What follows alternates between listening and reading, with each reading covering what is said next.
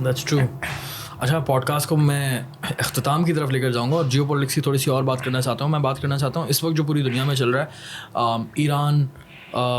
Iran और Israel के बीच जो बड़ा प्रॉब्लम चल रहा है, जिसमें हमास और हिज़्बुल्लाह भी जो ईरान के साथ है और इसराइल के साथ जो है पूरा वेस्टर्न कंट्रीज़ हैं ऑफ कोर्स। और इस मसले की वजह से साउथ एशिया में जो है क्या डिस्टर्बेंस पैदा हो सकती है, इसका इफेक्ट साउथ एशिया पर कैसा पड़ेगा, and how do you see this whole problem right now because gone so big. It is gone so big. और मुझसे तो दानियाल तस्वीरें नहीं देखी जाती जो गाज़ा के बच्चों की आती है।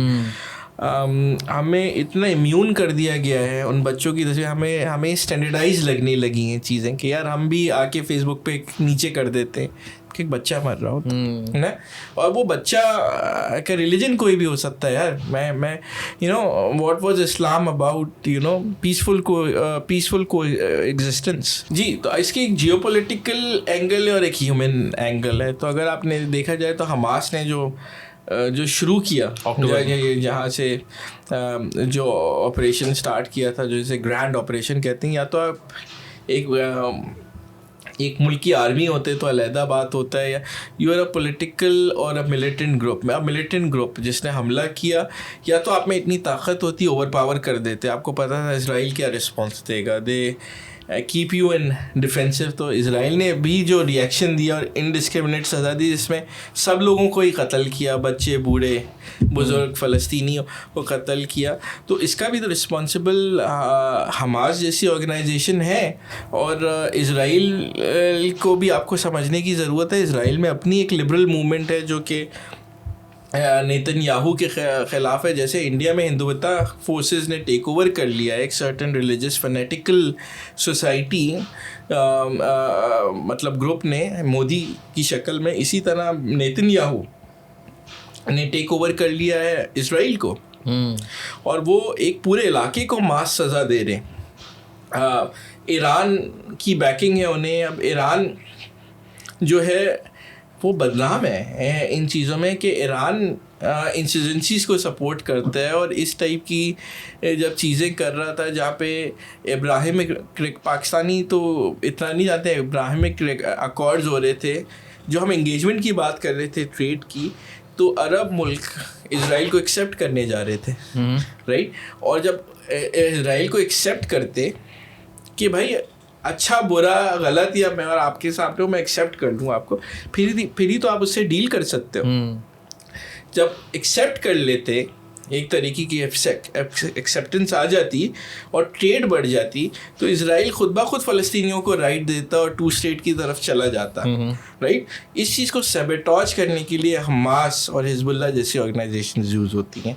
और अनफॉर्चुनेटली इसमें ईरान का एक बहुत ही ख़राब रोल है, जो आप कह दें। Iran plays very wise cards. They want to destabilize Middle East, they want, और ये इस टाइप की प्रॉक्सी मूवमेंट्स को करता है, और वो इस्लाम के पीछे छुपता है अपने। Iran is taken over by fanatical group as well. ईरानी पॉपुलेशन कहाँ खड़ी है और वो लोग कहाँ खड़े।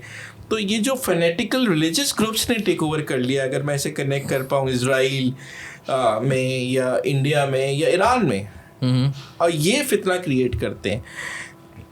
और इट इज़ अगेन इसराइल का रिस्पॉन्स बहुत ज़्यादा लीथल रहा है, चाहे वो गाज़ा के अंदर बॉम्बिंग हो, चाहे वो ईरानी प्रेसिडेंट का मर्डर हो, वो भी बहुत ही ख़तरनाक था। दैन इसके अलावा जो इस्माइल हानिया उनका मर्डर, वो भी बहुत ही ज़्यादा कंट्रोवर्शियल चीज़ थी। इज़राइल पॉलिसी स्टेटेड कि they will go and hit anywhere anyone. Israel एक बदमाश बन चुका है इन दैट टर्म्स, ज़ायनिस्ट एक बदमाश बन चुके हैं। हिज़्बुल्लाह के ऊपर जो अटैक किया उन्होंने बैरूत में आके, बहुत ज़्यादा गलत था।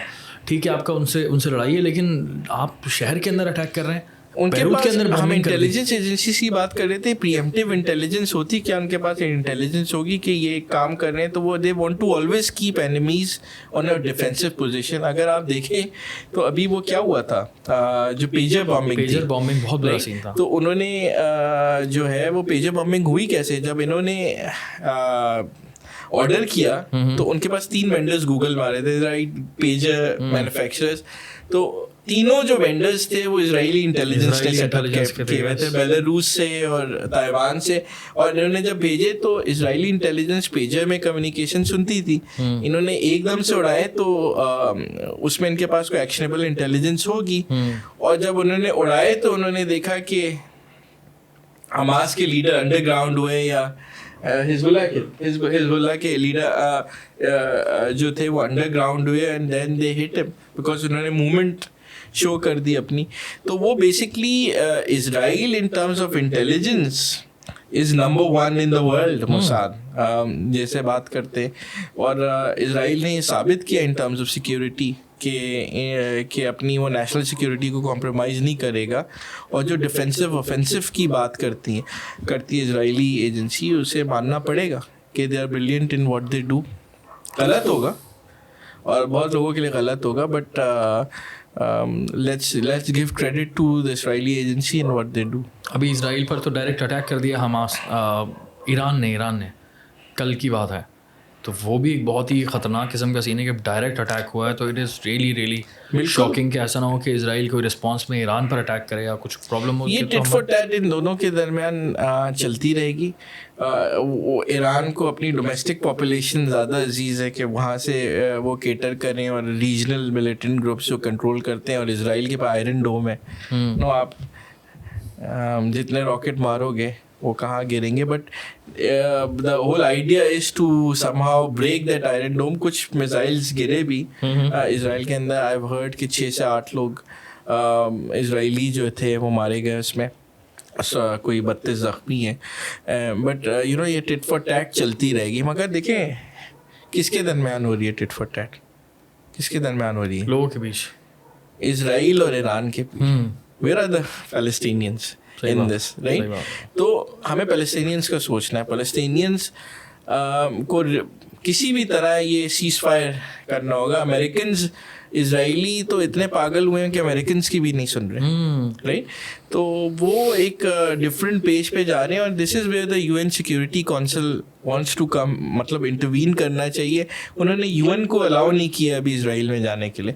तो Israel is become such a racist state and such a एक पागलपन पे चले गए हैं कि they are ruining not just the image of Israel but of the Jews as well, right? और सारे जू बुरे नहीं है यार। ईरान में कितने जूस रहते हैं, ना? कराची है द जू पॉपुलेशन, बनी इजराइल कम्युनिटी।